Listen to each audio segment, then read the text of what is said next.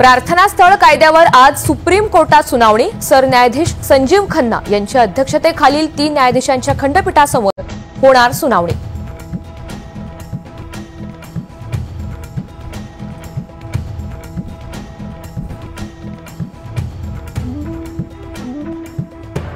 बातम्या विस्ताराने पाहूयात। सुरुवातीलाच एक महत्त्वाची बातमी। गेल्या काही काळापासून प्लेसेस ऑफ वर्शिप ऍक्टची देशभरामध्ये चर्चा सुरू आहे। 1991च्या प्लेसेस ऑफ वर्शिप ऍक्ट नुसार देशातील प्रत्येक धार्मिक स्थळाची 15 ऑगस्ट 1947 रोजीची स्थिती बदलली जाऊ शकत नाही। या कायद्याला आव्हान देणाऱ्या अनेक याचिका सुप्रीम कोर्टामध्ये दाखल असून प्रलंबित आहेत। आज सर्वोच्च न्यायालयामध्ये कायद्याविरोधात दाखल याचिकांवर सुनावणी होणार आहे। हे प्रकरण सरन्यायाधीश संजीव खन्ना यांच्या अध्यक्षतेखालील 3 न्यायाधीशांच्या खंडपीठासमोर होणार आहे। या याचिकांमध्ये 1991चा कायदा रद्द करण्याची मागणी करण्यात आलेली असून प्रार्थना स्थळ कायदा अन्यायकारक असल्याचं म्हटलं गेलंय।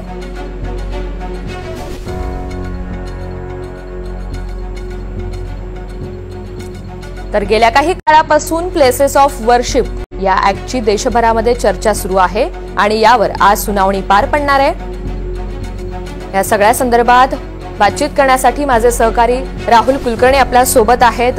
राहुल, प्रामुख्याने याचिकाकर्त्यांचा नेमका दावा काय आहे, आक्षेप काय आहे, सविस्तर। प्लेसेस ऑफ वर्शिप ऍक्ट काय आहे आता आपण आधी नीट लक्षात घेतलं पाहिजे। पी.व्ही. नरसिंह राव हे देशाचे पंतप्रधान असताना जेव्हा बाबरी मशिदीचा विषय आला तेव्हा एक कायदा बनवावा असं ठरलं आणि तो कायदा विधी संसदेमध्ये आला आणि प्लेसेस ऑफ वर्शिप ऍक्ट मंजूर झाला। त्याच्यामध्ये फक्त आणि फक्त एकच अपवाद होता आणि तो म्हणजे बाबरी मशिदीच्या संदर्भातला होता, कारण तो लँड डिस्प्यूट आहे अशा पद्धतीचा तेव्हा संसदेमध्ये चर्चेचा भाग होता।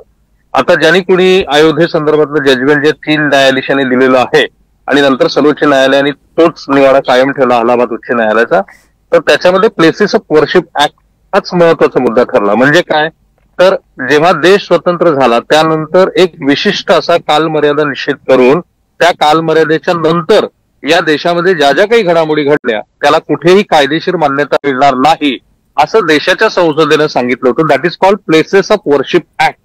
आता जेव्हा अयोध्या संदर्भातला निवाडा आला आणि मी सविस्तर वाचलेला आहे तर त्या निवाड्यामध्ये अयोध्ये संदर्भामध्ये जजमेंट देत असतानाच सर्वोच्च न्यायालयाने असं म्हटलं होतं की ही एक अपवादात्मक गोष्ट आहे, कारण प्लेसेस ऑफ वर्शिप ऍक्ट मध्येच म्हटलेलं आहे की फक्त अयोध्या संदर्भातला निवाडा वगळता इतर संदर्भामध्ये तुम्हाला कुठेही नव्याने दावा करता येणार नाही आणि म्हणून अयोध्येचं जजमेंट हे जमिनीच्या मालकी संदर्भातलं आहे।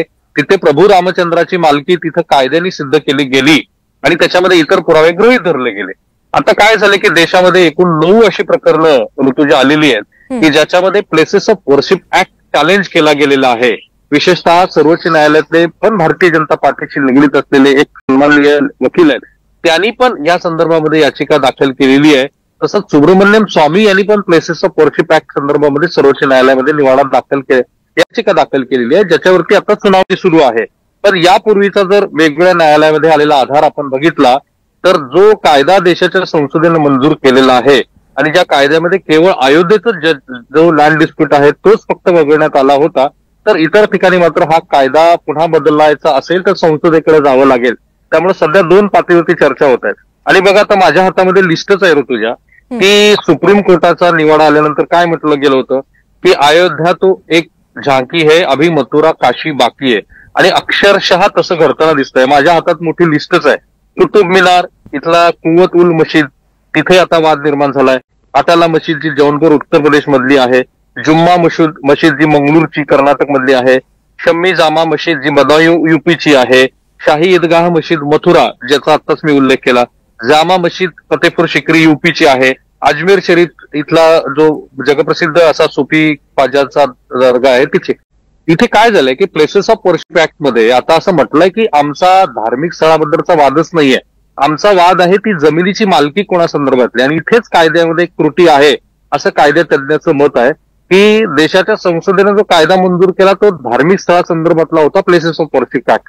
पण आता ज्या वेगवेगळ्या न्यायालयामध्ये जसं खास करून उत्तर प्रदेशमध्ये जो पुन्हा सर्वेक्षण करण्याचा आदेश कोर्टाने दिला तो याच गोष्टीवरती दिला की ह्या जागेची मालकी कोणाची आहे ते एकदा निश्चित करू, तिथे धार्मिक स्थळ वगैरे हा मुद्दा गौण आहे।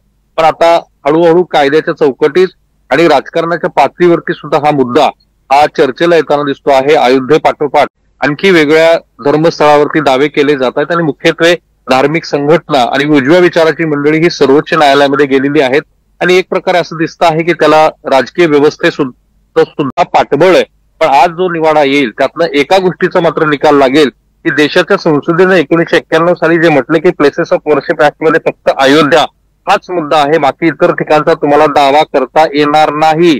आज सर्वोच्च न्यायालय या संदर्भामध्ये काय म्हणतं आणि जर सर्वोच्च न्यायालयाने तशी परवानगी दिली तर ऋतुजा मला खात्री आहे की महाराष्ट्रामध्ये सुद्धा किमान 20-25 ठिकाणी अशा पद्धतीचे दावे होताना आपल्याला दिसतील. निश्चित.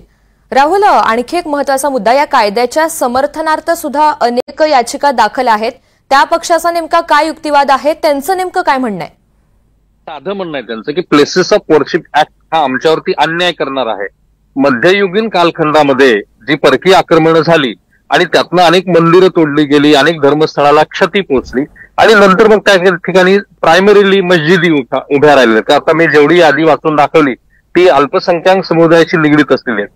तर जे याचिकेकर्ते आहेत त्यांचं असं म्हणणं आहे की प्लेसेस ऑफ वर्शिप ऍक्ट हा आमच्या धर्म संस्कृती, कारण सर्वोच्च न्यायालयाने एक निवाडा असा दिलाय की हिंदू हा धर्म नसून ती जीवन जगण्याची पद्धती आहे किंवा संस्कृती आहे.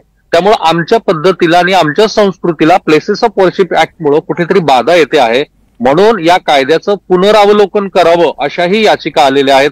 मी जेव्हा सुब्रमण्यम स्वामी पंढरपूरला आले होते तेव्हा त्यांची प्रदीर्घ मुलाखत प्लेसेस ऑफ वर्शिप ऍक्ट वरती केली होती आणि तेव्हा त्यांचं असंच म्हणणं होतं की जी गोष्ट 1991 साली घडली ती आता गैरलागू आहे. पुन्हा एकदा ह्या कायद्याचं पुनरावलोकन करणं गरजेचं आहे.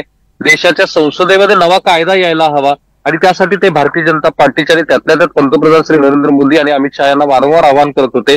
जेवढ्या याचिका दाखल होत आहेत त्या मुख्यत्वे प्लेसेस ऑफ वर्शिप ऍक्टलाच गृहीत धरून करण्यात आलेल्या आहेत आणि त्यात एकच भाग सांगितला जातो की मध्ययुगीन कालखंडामध्ये या देशावरती जे आक्रमण झालं त्यामुळं अनेक ठिकाणी हिंदू धर्मस्थळांना क्षती पोहोचलेली आहे आणि ती पोहोचल्यानंतर आता ही आमची मूळची जागा जी आहे ती आम्हाला परत करावी. पण पुन्हा एकदा अयोध्येचा जो निवाडा आहे तो सुस्पष्ट आहे.